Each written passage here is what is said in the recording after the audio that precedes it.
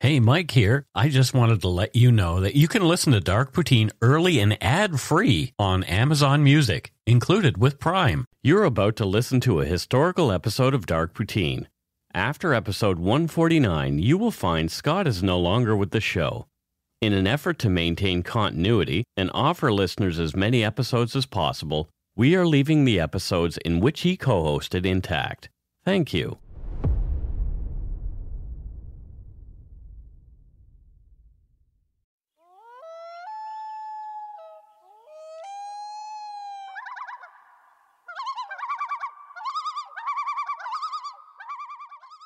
I thought I heard loons.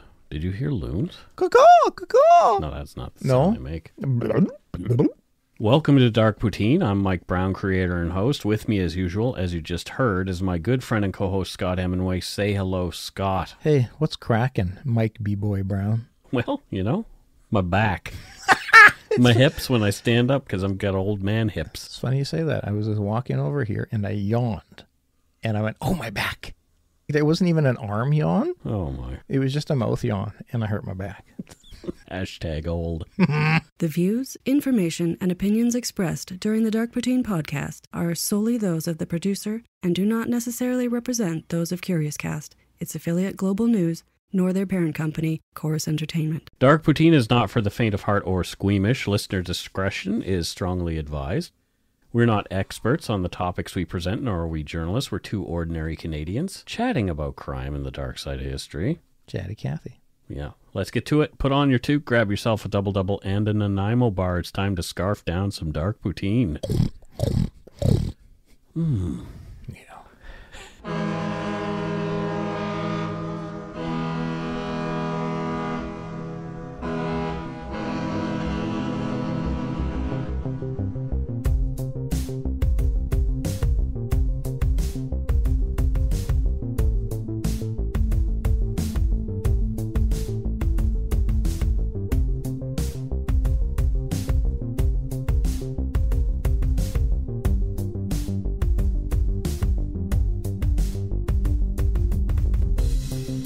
Florida.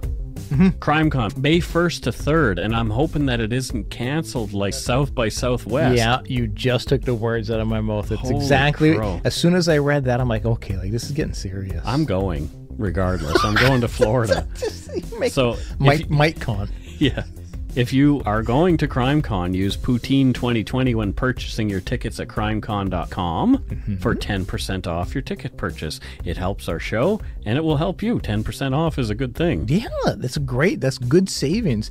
And this is like almost 2 months away. Exactly. Like, yeah. Things will be fine. It'll all be blown over. Plenty of people in the Umberyard, and guess what? You cannot get coronavirus in the Umberyard. Can you get the Budweiser virus? You can't get anything other than have a few laughs and learn a little bit about what other folks are doing. Oh my God, that just reminded me. I saw somebody post ever since somebody mentioned how, I think it was a meme, ever since somebody mentioned how COVID-19 sounds so similar to come on, Eileen. Oh, no. They can't think. It's like COVID, Eileen. Oh, COVID-19. Like boy. You can't hear COVID-19. That's terrible. Yeah. Well, let's get on with this show. The idea for the topic we're covering in this episode came to me while I was listening to an audiobook in our car, and the book is called Why We Sleep, Unlocking the Power of Sleep and Dreams. Interesting. And it was written by sleep scientist Matthew Walker, PhD.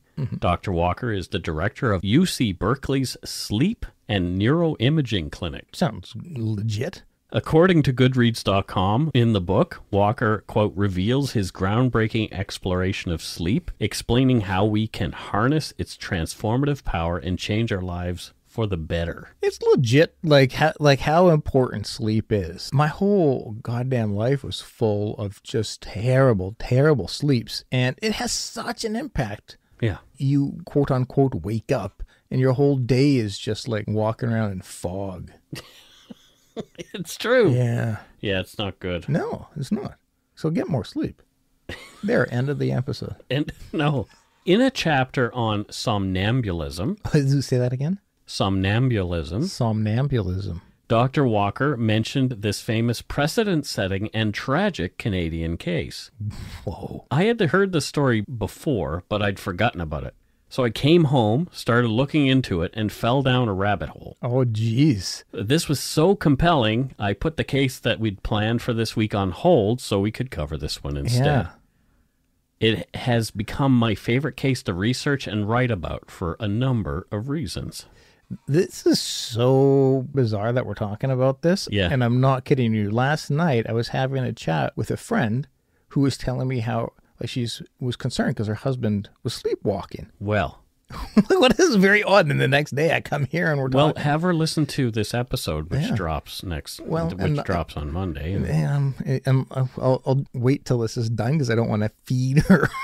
This is episode 115, Kenneth Parks, the Homicidal Sleepwalker. Oh, I've heard of some of these. I've heard of these before. What are your thoughts on sleepwalking, Scott? Well, my thoughts on it are that it's pretty passive. You're just appearing awake but confused, and like putting your phone in the fridge and stuff like that. But it's a passive thing. There's no trauma or. Well, we're going to learn some interesting things, I think, in this episode, Scott. Jesus. Oh boy. There will be a lot of eye-opening medical evidence as well as other things, and I sure learned a lot while I was researching this. Is this going to make me not want to sleep though?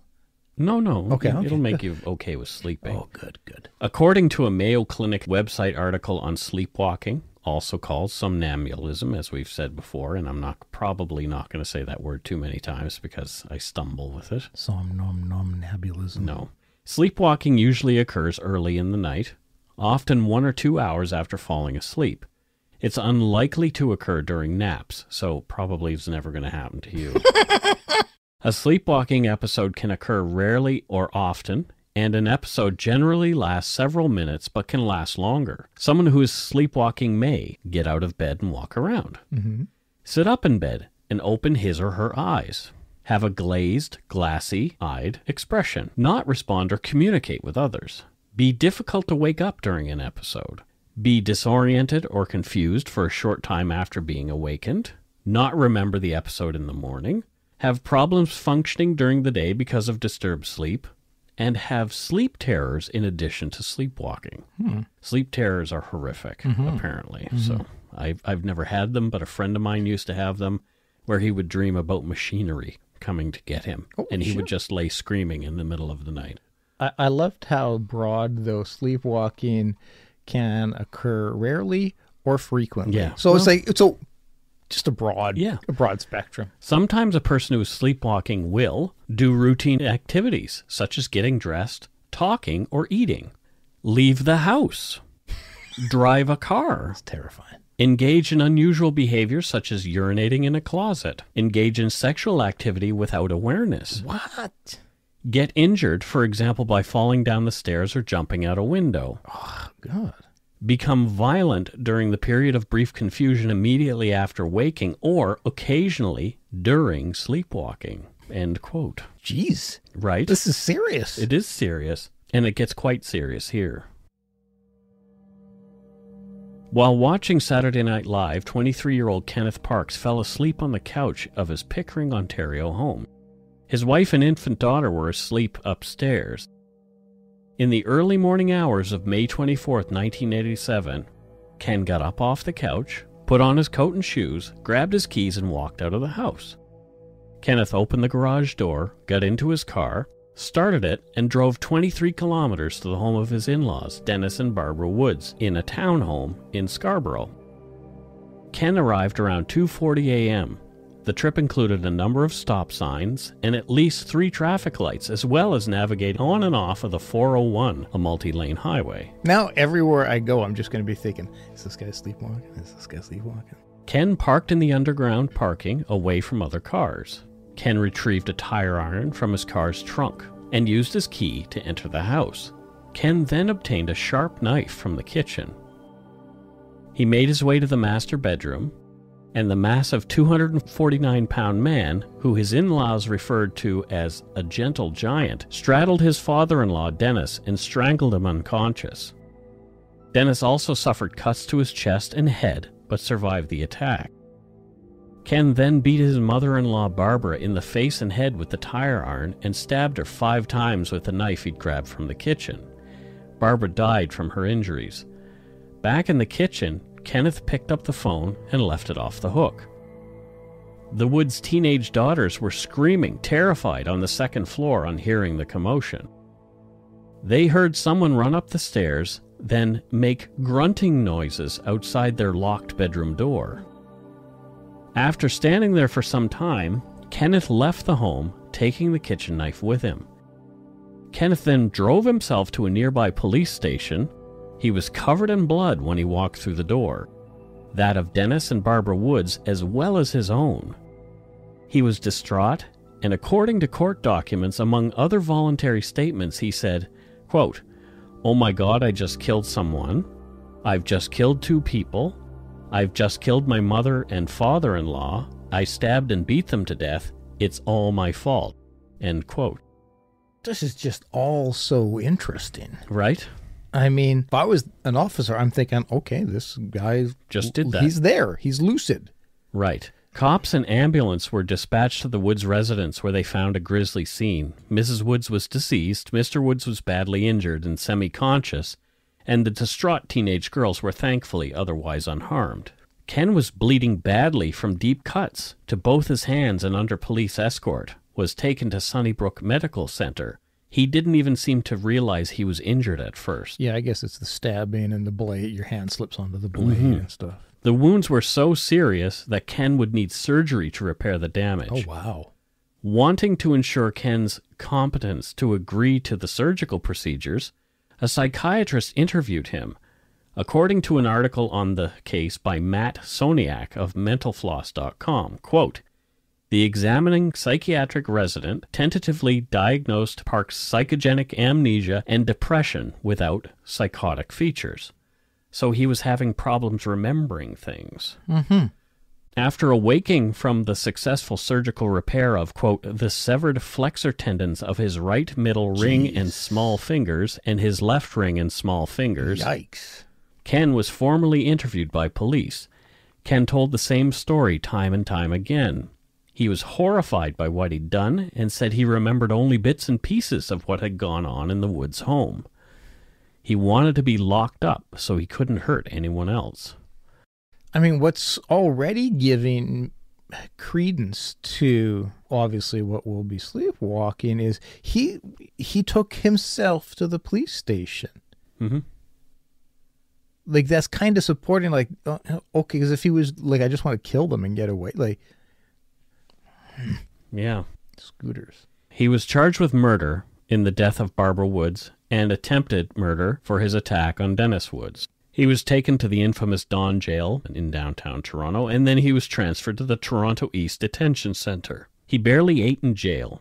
Racked by guilt and remorse, he rapidly began to lose weight. Kenneth Parks had a great relationship with his in-laws, Denis and Barbara. By all accounts, the family loved him and he loved them. Wow. The Woods approved of Ken's relationship with their daughter Karen, who, according to a Psychology Today article by Barrett Brogard, DMSCI and PhD, when the couple met, Karen was, quote, "a runaway," and he convinced her to return. They continued to be grateful for his intervention. Oh, okay. While Ken admitted to having killed Barbara and almost killing Denis, the big question was, why had he done it? Yeah. Ken himself was having trouble answering that question. He was never a violent man prior to this. His wife Karen was still sticking by, even though he had just killed her 42-year-old mother. According to an article by Will Chabon in the Leader Post on November 24, 1990, Kenneth Parks was, quote, "an amiable young man with a wide circle of friends, a guy so gentle he couldn't bear to take a stray puppy to the Humane Society." It's absolutely, there's no indication that this was a man who was fighting with his in-laws or was a violent like just seemingly an all-around good person who has a great relationship with his in-laws and then went and slaughtered one. After poring over evidence, ordering numerous medical and psychiatric examinations of Mr. Parks, and speaking with Ken himself, defense attorney Marlies Edward believed she could prove that Ken was not criminally responsible for the slaying of Barbara Woods and for trying to kill her husband Denis. She advised Ken to plead not guilty. The scientific evidence showed he had been sleepwalking during the commission of the homicide. from a 2015 paper on neuroethics called While You Were Sleepwalking by Sharia Popat and William Winslade. Quote, the idea that a person can execute a coordinated act of violence in their sleep opposes the stereotypical perception that sleepwalkers are in a mindless daze. Yeah, which was my impression. Performing actions over which they have no control or awareness, end quote. The sleepwalking defense had never been successfully employed in Canada. So that's you're taking on a daunting task being that defense lawyer. Right. Edward had her work cut out for her, bringing the world of sleep science and the legal system together on the topics. Mm-hmm. But she was confident she could help to exonerate Kenneth Parks with the aid of the defense experts she'd employed. I'm so curious as to what made her go in that direction. I think it was initial assessments and talking to Kenneth Parks. Ken was examined by a psychiatrist during the first day of his incarceration. According to a case report written by R. Broughton, a team of psychiatrists, a psychologist, and a neurologist who examined Ken Parks, quote, he was reported to be in a deep state of emotional despair, bewilderment, anxiety, and fear. Psychometric test results completed this clinical impression. The Beck Depression and Hopelessness Scale recorded raw scores of 45 and 18 for depression and hopelessness, respectively. Mm-hmm. This put Ken approximately within the 99th percentile on each dimension. So he was very depressed. Yeah. He hated himself, and he did not want to live. There was no evidence of, quote, dissociative features or for thought disorder, delusions, hallucinations, paranoid ideation, or other suggestions of psychosis. So he was not in a psychotic state. Mm-hmm. The events were not drug-related. His drinking was occasional, and he limited it mostly to beer. He smoked a bit of weed before and had only recently tried cocaine but had not liked it. Yeah. He dropped acid a few times in school, and that had caused insomnia. So he had discontinued that. Ken had been avoiding his in-laws. He was embarrassed and hiding a gambling addiction from Barbara and Denis. He'd planned to go to their home and reveal how much trouble he'd made for himself on the day of the tragic events. He was going to own up to everything. He'd stolen from work to gamble on the horses, was fired, charged with theft, and he and Karen had to sell the house. I mean, these are all super, super heavy and difficult, big stressors, but still, it's still difficult to jump to the understanding of, okay, sure, I can see, and I can see the stress about having to go and talk to them, but killing them doesn't seem like a solution. So once again, it puts some credence to the actual defense. Yeah. The day before the events that took place at the Woods Scarborough townhouse were stressful also. Ken had gotten no sleep on Friday night and wanted to play rugby with his friends on Saturday. Okay. Karen was pissed. That was the day Ken was supposed to tell his grandmother about his gambling and legal troubles. So his wife Karen knew. Yeah. Okay. The two argued, but Ken won out, promising he'd talk to his grandmother the next day after telling Woods, so he went to play rugby. Somehow he managed to play for the full 2 hours, but took a mild blow to the right temple during the game. Interesting. He was not knocked out and didn't seem fazed by it much at all, but Ken was understandably spent after the game because he hadn't gotten any sleep the night before. Ken and Karen argued again before she went to work in an afternoon shift at about 4:30 p.m. While she was out, Ken ate, put the baby to bed, and watched TV until she came home around 10:30. She joined him watching the boob tube. Karen made her way to bed around 12:30, and Ken stayed up to watch SNL and conked out completely around 1:30 a.m. Ken's memory of the events on the early morning of May 24th, 1987 were consistently patchy. Ken remembered falling asleep on the couch in his living room. According to R. Broughton's case report, quote, the next thing Ken reports being able to recall after falling asleep was looking down at his mother-in-law's face. Her mouth and eyes were open, and she had a frightened, help me look. He did not recall seeing marks or blood on her face. Next, he recalled hearing the teenagers yelling upstairs. He remembers running upstairs claiming he was yelling, kids, kids, thinking the girls were in some sort of peril and wanting to let them know that he was there for them. The girls only heard the grunting outside their doors, as we've already mentioned. Then he remembers being in his car as he started to drive away. He he noticed the knife in his bloody hands and dropped it on the floor of his vehicle. The next thing he remembers is telling the police, "I think I have killed some people, my hands." It was only at this time that Ken felt he had any hand pain related to severe and multiple severed flexor tendons. He recalled having gone to the police station for help, but that's it. So a key thing that you mentioned while going over that was how he consistently told the same. That consistency will also put weight behind it, because it's hard. It's hard to lie, a detailed lie, Over and over again. Consistently without some kind of slippage. And so the fact that he's able to consistently tell the same story, once again, puts weight behind the defense. Ken had a history of sleepwalking. It ran in the family. According to R. Broughton's case report, quote, "The family history contained a very high frequency of variety of parasomnias, including sleepwalking, sleep-talking, enuresis, and night terrors, as well as unusually deep sleep." Mm-hmm. Do you know what enuresis is? Just sleep farting? No, it's peeing your bed. Oh. From Matt Soniak's mentalfloss.com article, quote, "The specialist's investigation revealed that Parks had been a severe bedwetter for a number of years, a chronic sleep talker, an occasional sleepwalker, and a deep sleeper who was very hard to awaken." End quote. Ken had other instances of bizarre behavior while sleepwalking, too. His mother reported that when he was a teenager, around 13 or 14, she'd heard a noise in his room and gone to see what was going on. She arrived just in time to see her son putting his legs out of the 6th floor window. Holy crap. She had to act fast and guided him back inside and back to bed. Yikes. Ken's grandfather was a notorious sleepwalker as well. Stories about his nighttime somnambulant episodes include him frying up eggs, onions, and potatoes, but not bothering to eat them before returning back to bed. Isn't that weird? I'm fascinated by this. Most people, the average person, calls shenanigans on these kind of... People don't want to believe... And I was kind of worried that you would just be going shenanigans the whole time. Yeah, it's easy to do. People, it's the same thing with when somebody's... deemed not criminally responsible. Due to people want a disease of the mind. People just want to think, oh, they're just manipulating the system. They're faking it to not be accountable. But it's not easy to do. No. And very rarely successful.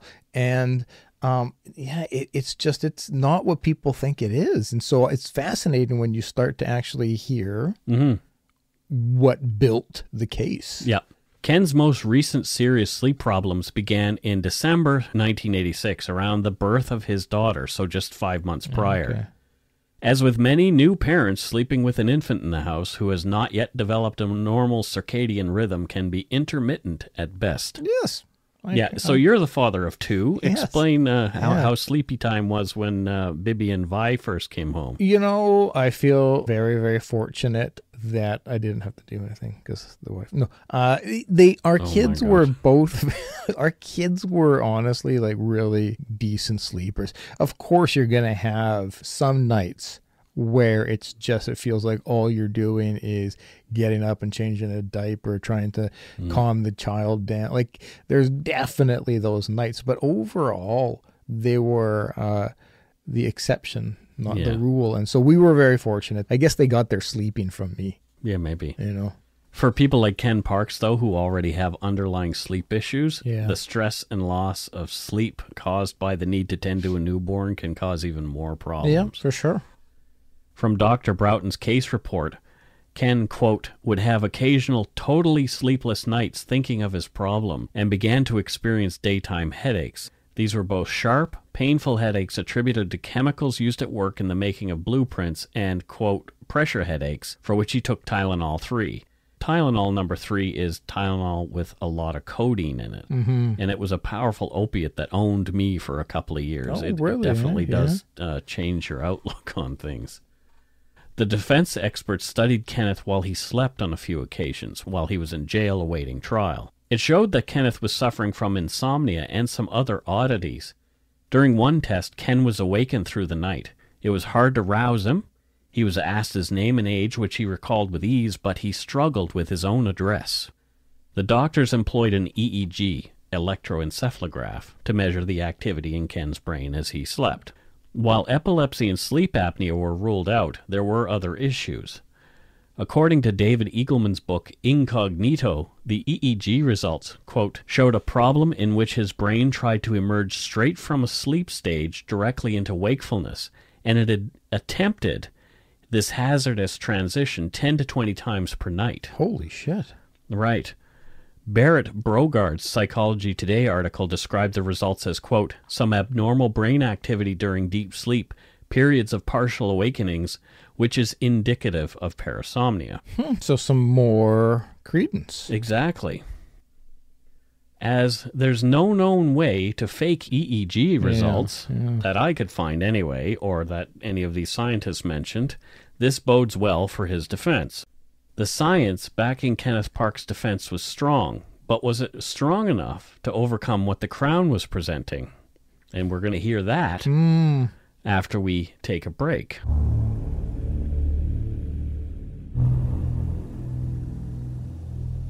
And we're back. So thoughts so far, Scott?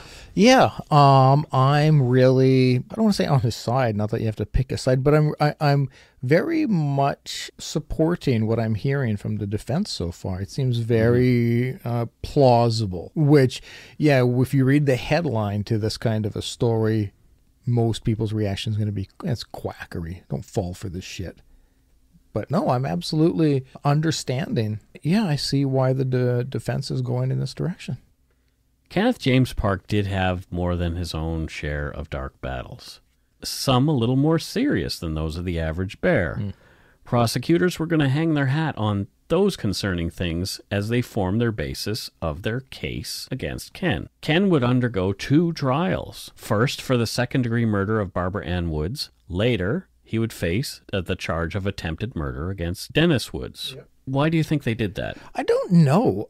Probably because they feel one is more of a lock than the other. Here's what I'm thinking, and this is just 100% speculation. And nobody ever gave the reasoning why that I could find. Yeah, because it's not common. But what I think is perhaps the prosecution thought, if we lose the first case, we may win the second one. Yeah. If we lose that first case because there's a precedent set, we might be able to upset that precedent with a second jury or a second trial. Yeah. So then they could appeal that decision and in the end get 2 convictions instead of 1. That's a fascinating, it could happen. It makes some sense for sure. That's an absolute possible reason. Ken's life leading up to the events of May 24th, 1987 hadn't been an easy ride. When he was 4 years old, his father abandoned the family. Oh, yikes. His relationships with father figures were strained. He was distant with his stepfather, and his natural father was barely in his life at all after that. To remain at his high school, Ken had moved in with his grandparents when his mom and stepfather moved his brothers and half-sister to another city. Ken left school to work after the 11th grade. And for those unfamiliar, there was a 13th grade in secondary schools within Ontario's school system at the time. Yeah. So Ken had left 2 years prior to his graduation. Ken and Karen married when Ken was 21 years old. God, that's still so young. Ken Parks had quickly developed the gambling problem he couldn't quite lick. And it was just in that last year. He loved to bet on horses, and one win got him hooked. According to R. Broughton's case report, quote, within a 5-week period, he went from betting a few dollars on thoroughbreds to several hundreds of dollars on trotters, and occasionally played them for even higher odds. To cover his heavy losses, he took funds from the family savings, then began to embezzle at work. Hiding these problems from his wife placed a severe stress on the marriage. There were also major strains at work in covering up the thefts. Yeah, the stress involved in all of that would be heavy. Karen, Ken's wife, and his co-workers were shocked when in March of 1987, his employer at the electronics company discovered he'd been embezzling money from them to gamble. At least $32,000 worth. That's a substantial amount. This was when he was let go and charged. Yeah. And Ken was not only using the company's money, or his own, or the family's, He'd even forged Karen's signature at least twice to feed the gambling monkey on his back. Yeah, a lot of stress. Self-created, self-induced stress. Yep. But a lot of stress nonetheless. Ken was attending recovery meetings to try and stop gambling. Okay. But by this time, he had gotten himself into a lot of hot water, and he and his wife were fighting about money all the time. I bet. Ken was out on bail at the time when he attacked Barbara and Denis, bail for the theft charge. Yeah. Perhaps his motive could have been inheritance related. Okay, I mean, yeah, sure, yeah. I mean, that's a very, very common reason for murder. And that's just an opinion, like nobody knows, that's just throwing it out there. Yep, for sure. On May 26, 1988, in an Ottawa Citizen article, the Crown prosecutor Kathy Mocha said that the defense team claims that Ken Parks did not know what he was doing were, quote, ludicrous, and that acquitting him would be, quote, an affront to the community's sense of justice, end quote. How could he have done such complex tasks? Legit question. Science apparently had the answers to that. Whew. From a Psychology Today article by Barrett Brogard. Who listens to science nowadays? The sleepwalker's brain processes visual and auditory stimuli from his surrounding, but the processing of these sensory stimuli does not give rise to stable neuron activity. Because of this, the brain signals are not as strong as during waking states. This is why people normally can only complete tasks they have done hundreds of times before. Ken Parks had driven that route to the Woods home many, many times. So there was a lot of smart words in there. And so my Cole's notes are that essentially the scientist said, yeah, it's possible. Psychiatrist Dr. Ronald Frederick Billings was one of the experts to testify for the defense at Ken's first trial. His testimony was powerful. Ken's attorneys asked, quote, assuming for a moment that Mr. Parks caused the death of Barbara Woods, did you, sir, reach an opinion as to his condition at the time he caused that death? And Billings answered, yes. My opinion is he did it during a sleepwalking episode. Okay. Billings went on to testify that it was his expert opinion that Ken Parks was not suffering from any mental illness on May 24th, 1987. He also said that sleepwalking was not a part of any mental illness or disease of the mind. All the other defense experts concurred on these findings. The next question that Billings was asked was pointed. Quote, is there any evidence that a person could formulate a plan while they were awake and then in some way ensure that they carry it out in their sleep? Good question. It right? is. Billings' answer, paraphrased, goes as follows. No, absolutely not. No. Probably the most striking feature of what we know of what goes on in the mind during sleep is that it's very independent of waking mentation in terms of its objectives and so forth. There is a lack of control of directing our minds in sleep compared to wakefulness. In the waking state, of course, we often voluntarily plan things that we call volition. We decide to do this as opposed to that, and there is no evidence that this occurs during the sleepwalking episode.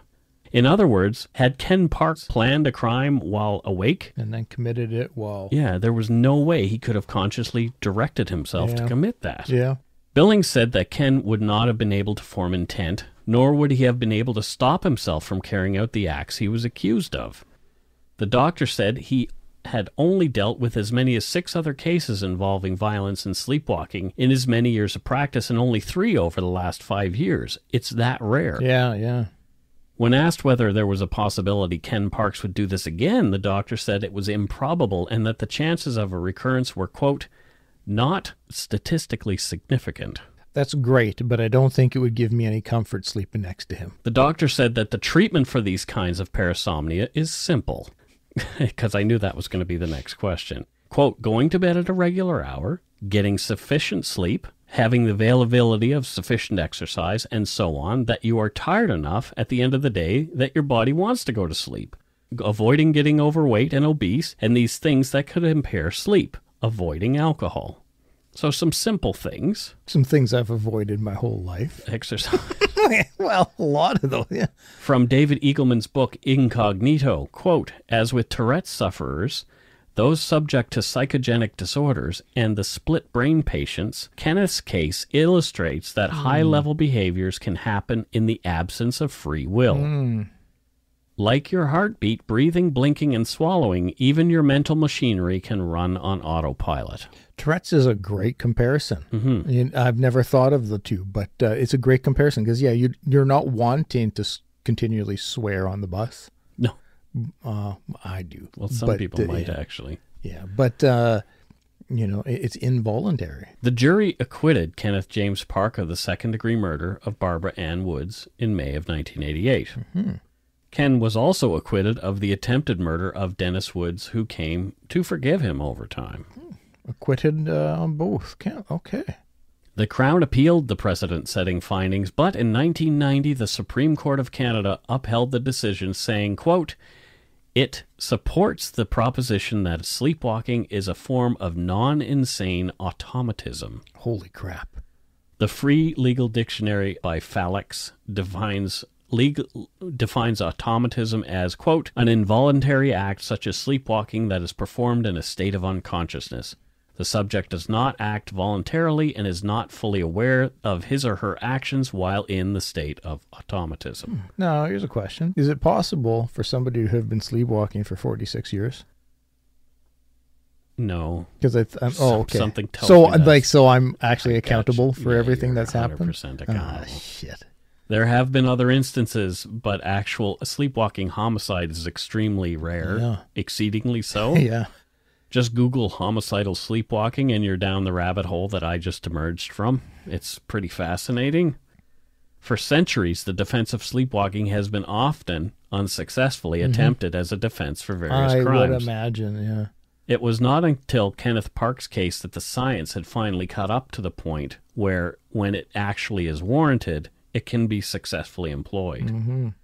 Lady Macbeth was said to be sleepwalking when she gave her famous speech in Act 5, Scene 1 of the Scottish play, when she cried out, guiltily dreaming of blood on her hands, "Out, damned spot, out, I say." Well, I brought some Shakespeare. You did? How deep? Oh, and here's one that's not quite as deep, but it's pretty awesome. An Ottawa Citizen article about the case in 1988 brilliantly quoted the Robert Palmer hit Addicted to Love. Yeah. It said, quote, "Your lights are on, but you're not home. Your will is not your own." End quote. You might as well face it. You're addicted to You're sleepwalking. love. While Ken Parks was not criminally liable for the events, perhaps out of fear of a recurrence or ignorance, some members of the community have not been so understanding and have continued to shun him, even years later. Yeah. Many academic papers have been written on this case. A few will help listeners having trouble with the moral responsibility aspects. Yes, Ken Parks did kill Barbara Woods, but no, it was not his, quote, fault in the end, and blaming him serves no purpose. The actions he undertook that night were not ones that he would have committed if wide awake with all his faculties intact. Yeah. Yeah, this is true. In 2006, Ken Parks, by that time now a father of 6, Wow. ran for trustee of the Durham School Board. Wow. There had been no recurrences of violence that we know of while sleepwalking or awake, but people had not forgotten what had gone on almost 20 years ago. Yep. A few were not at all forgiving. From a City News report on Ken's bid for a seat on the board, quote, "I'm a professor at the university and I teach in education, and my first concern would be a lack of ethics and a lack of professionalism on somebody who is representing our school board," Professor Anne Lesage said. Another person said, quote, "Sleepwalking perhaps a medical thing, but not the embezzlement," civil servant Alan MacDonald said. Parks told the National Post, quote, "The murder has nothing to do with anything now. It was a medical issue, and I'm practicing good sleep hygiene now." End quote. I couldn't find anything indicating whether Ken Parks won or lost the seat, but I think it's safe to assume that he didn't win it, with a national paper reporting on his past. Well, and you know what that second individual, the embezzlement would be if I had to make a vote, if I were somebody. But we to don't elect. know if did he pay the money back or any of that kind of stuff. But still, the fact that he did it, the fact that he did embezzle, stole money from his place, I wouldn't feel comfortable with him in that role. That I could see as being something that would upset me. Yeah, fair enough. Murder removed from situation. And that's it for this week's case. Oh, That's a fascinating one. Yeah, we're going to talk a little bit more about sleep stuff because sleep science is kind of interesting to me. It's a fascinating. And here's why. Oh. I have a history myself of mild sleepwalking, out into the living room from my bedroom when I was a kid. Mm-hmm. I had unremembered conversations with mom and dad. I've peed in weird places, including the bathtub in a low windowsill. Well, the bathtub, at least that's an easy one to clean. My parents reported me sitting up while I was asleep in a shared hotel room when we were out on a trip one time, and I screamed out, "They're going to get us." Oh, God. And then I just laid right back down and went back to sleep. Oh, my God, that'd be terrible. I'm picturing one of my kids just sound asleep, sitting up. They're going to kill us. Yeah. Back then, like, oh, what? I recently went through my own serious issues with problems related to sleep. Yeah, you posted photos of you all hooked up to machines. Exactly. Around a year after we started doing this podcast, I began doing weird things in my sleep. My dreams were vivid and really bizarre. I would laugh out loud or have odd one-sided conversations with unseen people while asleep. Comfort. Carol had heard many of these, and often it would be just me having a laugh about something. She said I never really sounded upset or stressed out. I was just, blah, blah, blah, blah, blah. I'd wake up reaching for something that wasn't there. So I was hallucinating that something was in front of me, and I would be reaching for it like, oh, yeah. Yeah, it was really bizarre. Wow. I was falling dead asleep through the day. Just when sitting down, I would just sit down and out I would go. It was really strange. So I went to the doctor and got a referral to the sleep clinic. I spent the night there. You mentioned I was wired up to all kinds of sensors and machines. You were very robotic. Apparently, I was having sleep apnea events at least 100 times an hour. That sounds like a lot to me. It is a lot. It's anything 100 times an hour. They were extremely concerned for me. Uh-huh. So that's why I was prescribed a CPAP machine that seemed to have helped a lot. Yeah. And I've been told I need to lose weight and exercise more regularly, and those things are really hard, so I'll probably just get to those. Pretty much what they said you should do. Yeah, exactly. Yeah. So if you want to learn more about healthy sleep for healthy Canadians, check out the Canadian Sleep Society at css-cscs.ca. It's a lot of C's and dots. Lots of C's and dots. Yeah. Before we get to our voicemails and Patreon, we have a promo this week. Oh, do we? We do. It's from a podcast called Drinking and Screaming, which is a horror movie reviews and cocktails podcast run by a couple of friends of ours here in Vancouver. We met them at the Fan Expo. Oh, cool. Yeah. Give them a listen. Here is their promo. Hey, I'm Shar. And I'm Kelly, and together we host Drinking and Screaming. We're a new horror discussion podcast based out of Vancouver, British Columbia, where each episode we pair a new cocktail with our movie of the week. For instance, I'm pairing this ad with just a shot of tequila. Because most ads are horrible. With Drinking and Screaming, you'll find yourself pulled into a new horror film to discuss and a new cocktail to try every week. Every episode is laced with great soundtracks, theme breakdowns, production trivia, Char's bad drinks, and so much more. What? I said clips from the movie. New episodes every week. Join in on the spoops. Drinking and Screaming, wherever podcasts are found. I give this ad a 5 out of 10. We don't rate the movies. 5 out of 10.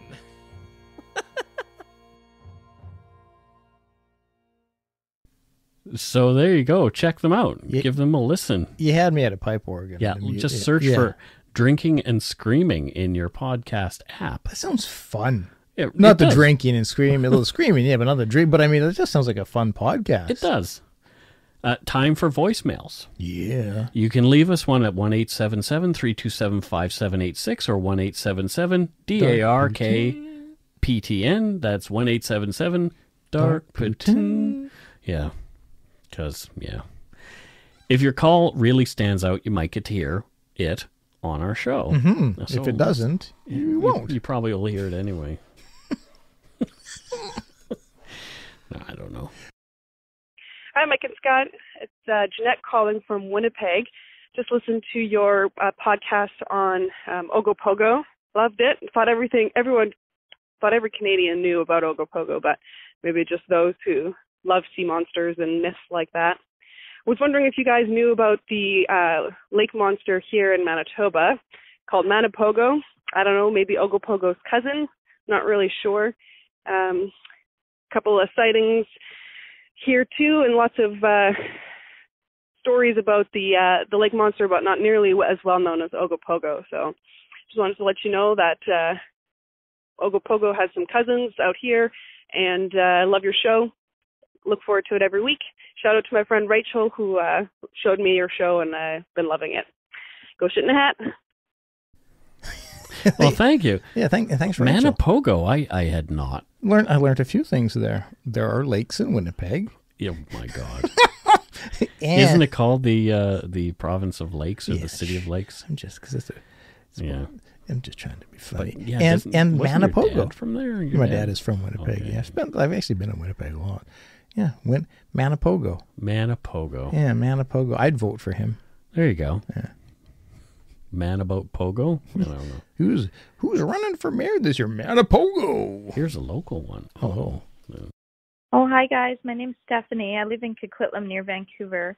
I'm a really big fan of your show. I listen to tons of true crime, and I'm pretty picky about it. So your show is one of my favorites. I was having a hard time coming up with any suggestions for topics because you cover all the big ones.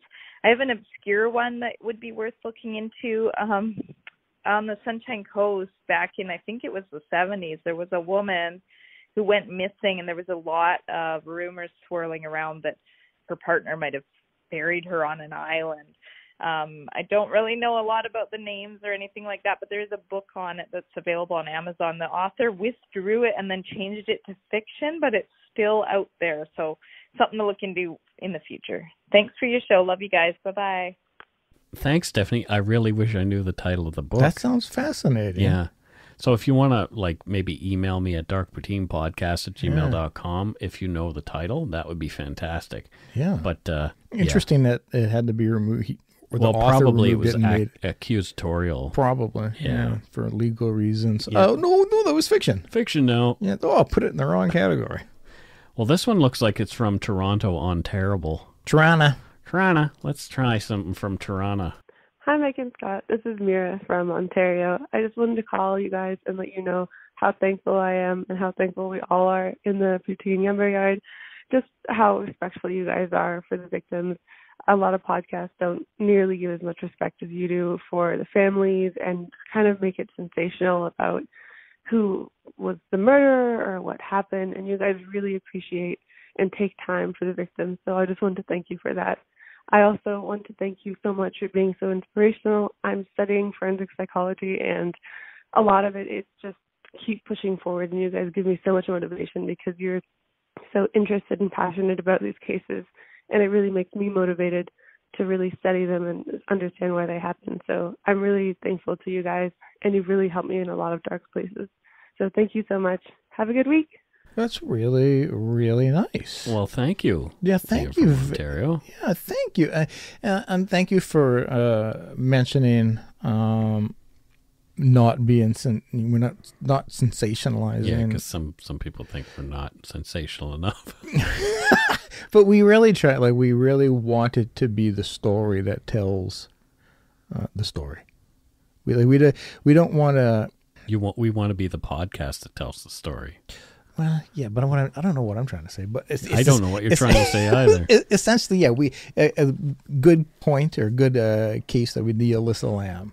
Yeah. We didn't want to sensationalize the story to try to get more likes or hits or listens. We wanted to just tell the story. Yeah, exactly. And so it's good to hear that that's noticed. Exactly. Yeah. Yeah, so that eventually made sense. It eventually made a little bit of sense. I'll try to not do it again. Well, those were some great voicemails. Once again. I love them. People, they're still representing positivity. Don't forget, 1-877-327-5786 or 1-877-DARK-POUTINE. Yeah, you can find that phone number on the website, too. It's pretty easy. Mm-hmm. It's time for some shout-outs to our Patreon folks. And Scott is getting his tools ready. My brain. Yeah, because that works. Whoa. Oh, first up we have Cheryl. Oh, Cheryl. Yeah. Yeah. I don't. What's Where's Cheryl from? Well, Is she like Cher with an L? It's quite much. Or a YL, I guess. Yeah. Cher, YL. She's from Daly Waters in Australia. Oh, that's a neat place. Yeah, some say Daly Waters, but I say Daly. Huh. Just because I prefer the way I say it. That's kind of fun. Yep. Yeah. And she is a buffalo tamer. A buffalo tamer. Yeah. Yeah, that's a dangerous job. I don't know if you know about buffaloes, Mike, but they're huge. Now, here's someone, they've been a patron before, I believe. Oh. Steph Bishop. Yeah. I thought they were a patron before, but looks like Steph Bishop is back as a patron. So thanks, Steph. Patreon. Just re-upped. Yeah. Thank you so much. Really, really appreciate. Steph is great people. Next up, we have Cynthia Lee from Daly City, California. Much heard like of it. Daly Wow. Lake in Australia, I guess. Waters. Yes, Mike. Okay. Jesus. Well, yeah. Next we have, Ixel Michelle. Whoa. But there's another name here, Michelle Madrano, which makes more sense. Mm-hmm. And she's from Toronto, Ontario. Yep, Trana. Toronto. And, interesting. Oh, what's happening? Christy Brewer. Okay. And Christy is from Zealand, New Brunswick.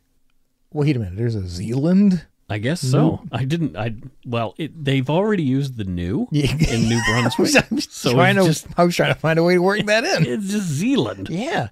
Wow. It's interesting, right? Maybe you think maybe they go with Old Zealand or something. It could be Old Zealand. Yeah. Yep. Or current Zealand. Well, it could be. Yeah, current Zealand. Yeah. Current Zealand. Isn't that Martin's last name? What? No, that's Nkurunziza. Oh, well, Yeah. easy to mistake. Oh, well. Now, let's just see. Let's see if we got any donut money this week. I'm kind of curious to see if we got some donut money. I go nuts for donuts. Yes, we got some donut money. And look, first up, we got some from Jocelyn Loken in Athabasca, Alberta. Whoa. And she says, Collinton is only about 10 minutes from Athabasca in northern Alberta. It has a population of 220 people. Crikey. It was lovely to live there, but I am in the big town of Athabasca with over 7,000 people now. So she said she was living in Collinton before. So she emailed to correct that. Very much enjoy your podcast. You both have such nice voices. I like the respect you have for crimes. I have a morbid curiosity about them, but I also don't want to be a jerk. Well, good for you, Jocelyn. I can relate to that. What, not wanting to be a jerk? Well, having that sometime. Having a morbid curiosity, but not like there's a big part of me that always wants to know the gory details of everything, but then I'm also like, yeah, Yeah. No. Yeah, No. Well, so thank you, Jocelyn, very much. And thank you to all our other patrons. Past and present. And our other good eggs who sent us some donut money. Really appreciate that. And also during our live show to the people who came up and gave me money directly. Big thank you to them. Right? Some people actually did do that. I know. I wasn't. That was kind of funny. I said to do it, but I didn't think people would. They actually did that. Yeah. Yep. They just came and handed you money directly. And I took it. If you want to help support the show, don't give it to Scott directly. You can do so at patreon.com/darkpoutine, or for one-time support, you can send us donut money via PayPal at our email address, darkpoutinepodcast@gmail.com. If you don't already, it would mean a lot to us if you subscribe to the show. You can easily find us on iTunes Podcast, Stitcher, TuneIn, Spotify, or wherever you get your on-demand audio. You can even easily rate us on podchaser.com. I've reminded you that it's like IMDb for podcasts. I thought it was IMDb. IMDb. Check out our website, darkpoutine.com, for show notes and other cool stuff. I have to get on updating that. Please give us a like or a follow on Facebook, Twitter, and Instagram. Just search for Dark Poutine. Most importantly, thank you for listening, and tell your friends about us. Word of mouth is a powerful thing. Until next week, don't forget to be a good egg and not a bad apple. Bye-bye, everybody. Goodbye.